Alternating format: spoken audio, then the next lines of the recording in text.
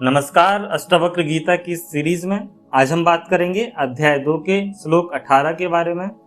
श्लोक कुछ इस तरह से है।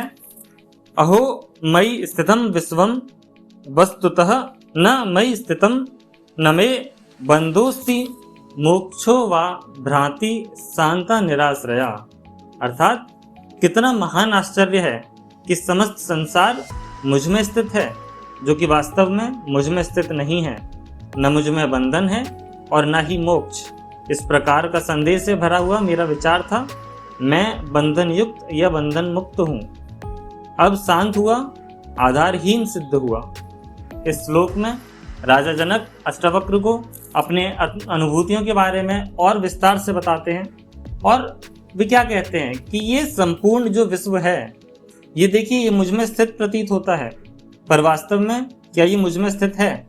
नहीं, वास्तव में ये मुझ में स्थित है ही नहीं। मुझे ना तो बंधन है और ना ही मुक्ति है। ये सब भ्रांति मात्र ही है और ये भ्रांति अब शांत हो गई है क्योंकि इसका कोई आधार ही नहीं है। आप ये देखिए कि राजा जनक किस तरह से अपनी बातों को यहाँ रखते हैं।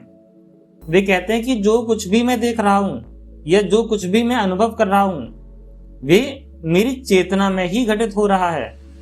परंतु जैसे ही मुझे आत्मबोध आता है, तब ज्ञात होता है कि वस्तुतः यह विश्व मुझ में है ही नहीं, ना ही मेरा कोई बंधन है और ना ही मुझे मुक्ति की कोई आवश्यकता भी है। ये श्लोक द्वैत की जो अंतिम भ्रांति है उसको भी शांत कर देता है। जहां मैं और विश्व दो अलग वस्तुएं प्रतीत होती थीं, अब आत्मज्ञानी के लिए सब कुछ भ्रांति के रूप में समाप्त हो गया है।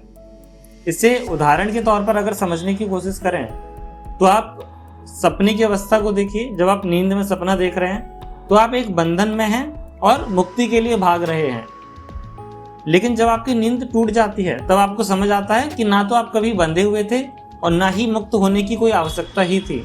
वैसे ही आत्मज्ञान से भी इस तरह की भ्रांतियों का अंत हो चुका है। आप प्रोफेशनल फील्ड्स में देखिए, बैंकिंग में अक्सर कोई कंप्लायंस बर्डन्स होते हैं या फिर क्रेडिट रेगुलेशंस होते हैं। ये सब इतने भारी लगते हैं कि आपको कभी लगेगा कि आप इन पॉलिसीज से बहुत ज़्यादा जकड़े हुए हो, बहुत ज़्यादा बंधे हुए हो। परंतु जो भी एक हायर लेवल मैनेजर है वो ये जानता है कि ये सब एक ऑपरेटिंग लेयर्स मात्र ही है। असल में कोई बंधन नहीं है, कोई मुक्ति नहीं है, सिर्फ एक सिस्टम है और उस सिस्टम से ही सभी को चलना होगा। जिसने सिस्टम्स के पार देख लिया वो स्वतंत्र हो गया। आर्टिफिशियल इंटेलिजेंस का दौर, हम बात करते हैं साइमुलेशन की, मॉडल परसेप्शन की। आप एआई मॉडल को एक ट्रेनिंग एनवायरनमेंट में एक रियल वर्ल्ड मानकर ऑपरेट कराते हैं, पर जब डेवलपर टेस्टिंग एनवायरनमेंट को हटा देता है तो मॉडल का जो परसेप्शन है वो कोलैप्स हो जाता है। एआई कह सकता है, मतलब आप एक मेटाफर मान लीजिए कि एआई के मन में क्या चलेगा कि ना मैं इस दुनिया में था और ना ही मुझे बचना था, ये सब कुछ एक साइमुलेशन ही था। इस तरह से अध्याय 2 के श्लोक 18 में हम ये समझ पा रहे हैं कि बंधन और मुक्ति ये दोनों ही मानसिक धारणाएं हैं, दोनों ही सत्य नहीं हैं।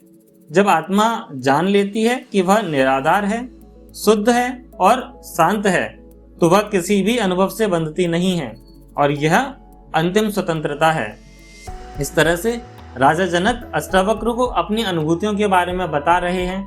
आगे के श्लोक में और भी विस्तार से जानेंगे राजा जनक किस तरह से अपनी बातों को रखते हैं और अगले अध्याय में अष्टावक्र किस तरह से ज्ञान देते हैं, किस तरह से परीक्षाएं लेते हैं, वो सब भी हम डिस्कस करेंगे। आज के लिए इतना ही।